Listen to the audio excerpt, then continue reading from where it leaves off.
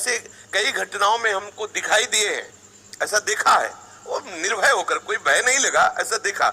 जैसे एक बार 3 बजे हम शौच के लिए कमंडल उठाया, तो जंगल में जाना होता था, कोई शौचालय की ऐसा, वो तो अभी कुछ वर्षों से शौचालय का ऐसी व्यवस्थाएं बनी नहीं, तो ग्रामीण आदि देशों में कहीं शौचालय पूरे नगर में नहीं होती थी, वो तो अभी व्यवस्थाएं हुई। तो कमंडल लेकर शौच के लिए निकले तो देखा कि गांव के बाहर एक नववधू लोटा लिए शौच के लिए जा रही। तो हम खड़े हो गए कि ये जिस दिशा को जाए उससे विपरीत दिशा में हम, वो खड़ी हो गई। फिर विचार किया कि हमें लगता है ये यहीं शौच में बैठना चाहती, तो हमने रफ्तार बढ़ाई। जब रफ्तार बढ़ाई तो देखा कुछ दूर आगे जा रहे हैं, तो लगा कि ये तो पीछे खड़ी थी, आगे। हमारा ये था कि हम कभी डरने वाली स्थिति में अपने को नहीं खड़ा करते हैं। हमारे मन में आया कि नहीं नहीं, ये मेरा भ्रम है, वो हमसे आगे निकल गई होगी।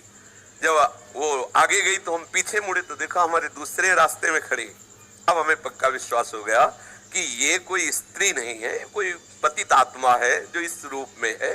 तो जोर से भगवान नाम उच्चारण खत्म किया, ना कोई भय और ना वो हमें दोबारा दिखाई दी। एक बार ऐसा हुआ कि सैमसी में जहाँ गुरु आश्रम है, तो एक खंडेर था, और हमें खंडेर बहुत प्रिय है शुरू से। ऐसा मतलब बिगड़ेल स्थान, पुराना वृक्ष या ऐसे कोई कुटिया, ऐसे पहले संन्यास मार्ग में ऐसे रहना अच्छा लगता था कि जहाँ जिसका किसी काल, तो रात्रि में उस खंडहर में जाकर के लेटे। वहां के लोगों ने रोका, आश्रम वाले लोगों ने, वहां मत जाइए। हम सोचा आश्रम के कई लोग यहाँ लेटते हैं तो बातचीत करेंगे, इसलिए एकांत।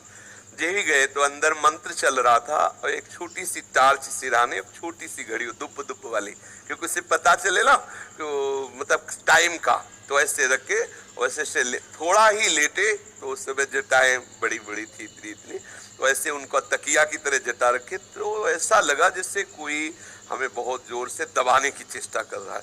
तो ऐसे देखा तो मुझे स्पर्श जैसा भी हुआ कि जैसे कोई कड़ा हाथों में एकदम। ऐसा कैसे हो सकता है? जब हम मंत्र जप रहे हैं तो कोई ऐसा कैसे हो सकता है कि कोई अशुभ आत्मा के छुए?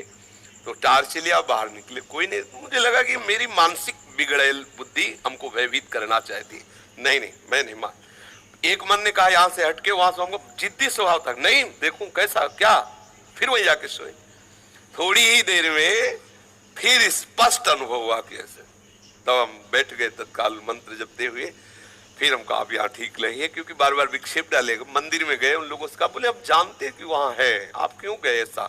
तो हमने जीवन में देखा है कि अगर कहीं ऐसी प्रेत आत्मा आदि हो, वो आपको परेशान नहीं कर सकती। आपको जैसे गोकर्ण के सामने धुंधकारी प्रकट हुआ, कभी वो अग्नि बनता, कभी वो ये बनता, कभी भेड़ बनता, कभी सिंह, समझ गए अधोगति को प्राप्त। लेकिन कोई ऐसा नहीं कि उनका अनिष्ट करे और रो के कह रहा था कि मेरा उद्धार कर दो, मेरा कल्याण कर दो। तो ये प्रेत आत्माएं भगवत धाम वासी, भगवान नाम जापक वैष्णवों के प्रति अपना कल्याण करने के लिए आती है। किसी को भी कभी घबराना नहीं चाहिए। यदि कभी ऐसी परिस्थिति हो तो उच्च स्वर से नाम कीर्तन करने लगना, विश्वास करना, तुम्हें छू नहीं सकता कोई। ये हम इसलिए सत्ता नहीं मानते। जैसे कभी कोई प्रश्न करता है तो कह देते मेरे भगवान ही भूत रूप में आए। ये एक स्थिति है, एक भावना की स्थिति जो सत्य भावना है। वासुदेवा सर्वमिति, तो सब प्रभु ही है, और सच्ची बात सब प्रभु ही है। लेकिन ये जो अगर हम उस स्थिति को नहीं पहुंचे तो पक्का समझ लो कि अगर प्रेत योनि का कोई भी जीव तुम्हारे सामने आता है और तुम भगवान नाम जप कर रहे हो तो तुम्हें कभी परास्त नहीं कर सकता।